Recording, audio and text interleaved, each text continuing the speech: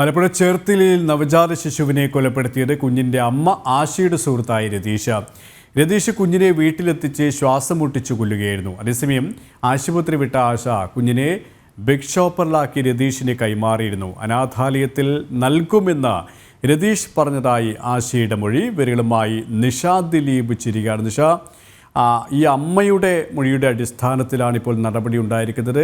ഈ അമ്മ പറഞ്ഞിരിക്കുന്നത് രതീഷിനെ അനാഥാലയത്തിൽ ഏൽപ്പിക്കാനാണ് കുഞ്ഞിനെ കൊടുത്തത്. പക്ഷേ രതീഷ് വീട്ടിലെത്തിച്ച് കുഞ്ഞിനെ കൊലപ്പെടുത്തുകയായിരുന്നു, അല്ലേ?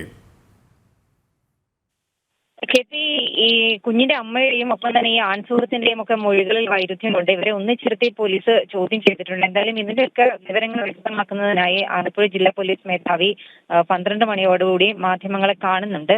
ഇവർ നൽകിയ മൊഴിപ്രകാരം ആണ് ഇപ്പോൾ നമുക്ക് ലഭിക്കുന്ന സൂചനകൾ. കുഞ്ഞിനെ ശ്വാസം മുട്ടിച്ച് കൊലപ്പെടുത്തിയതാണ് എന്ന് ഇന്നലെ തന്നെ ഈ അമ്മയുടെ ആൺസുഹൃത്ത് രതീഷ് പോലീസിന് മൊഴി നൽകിയിരുന്നു.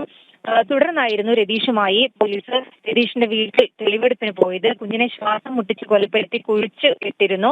അതിനുശേഷം ഇന്നലെ ഈ കുഞ്ഞിനെ കാണാതായതോടുകൂടി അന്വേഷണമൊക്കെ വ്യാപകമായതോടെ ഈ കുഞ്ഞിന്റെ മൃതദേഹം പുറത്തെടുത്ത് കത്തിച്ചു കളയാൻ പദ്ധതി ഇട്ടിരുന്നതായും രതീഷ് പോലീസിനോട് പറഞ്ഞിട്ടുണ്ട്.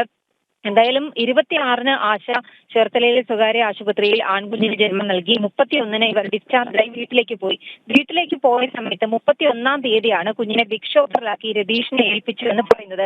പക്ഷെ അവിടെ തന്നെ പോലീസിന് സംശയങ്ങളുണ്ട്. കാരണം ജീവനുള്ള ഒരു കുഞ്ഞിനെയാണ് കൊടുത്തതെങ്കിൽ ആ ബിഗ് ഷോപ്പറിൽ കൊണ്ടുപോകാൻ സാധിക്കുമോ? കുഞ്ഞിന് കരയും. ആ കാര്യങ്ങളൊക്കെ പോലീസിന് മുന്നിൽ ഇപ്പോഴും ചോദ്യമായി തന്നെ നിലനിൽക്കുന്നുണ്ട്. കുഞ്ഞിനെ കൊലപ്പെടുത്തിയതിനു ശേഷമാണോ കൊടുത്തത്? ഇവർ സംയുക്തമായാണോ കുഞ്ഞിനെ കൊലപ്പെടുത്തിയത്? അതോ ജീവനുള്ള കുഞ്ഞിനെ ആശ കൈമാറിയതിനു ശേഷം രതീഷ് കൊലപ്പെടുത്തുകയാണോ? ആ കാര്യങ്ങളൊക്കെ പോലീസ് വ്യക്തമായി തന്നെ അന്വേഷിക്കുന്നുണ്ട്. എന്തായാലും ഇതിന്റെ വിശദാംശങ്ങൾ 12 മണിയോടുകൂടി ആലപ്പുഴ SP മാധ്യമങ്ങൾക്ക് മുന്നിൽ പറയുന്നുണ്ട്.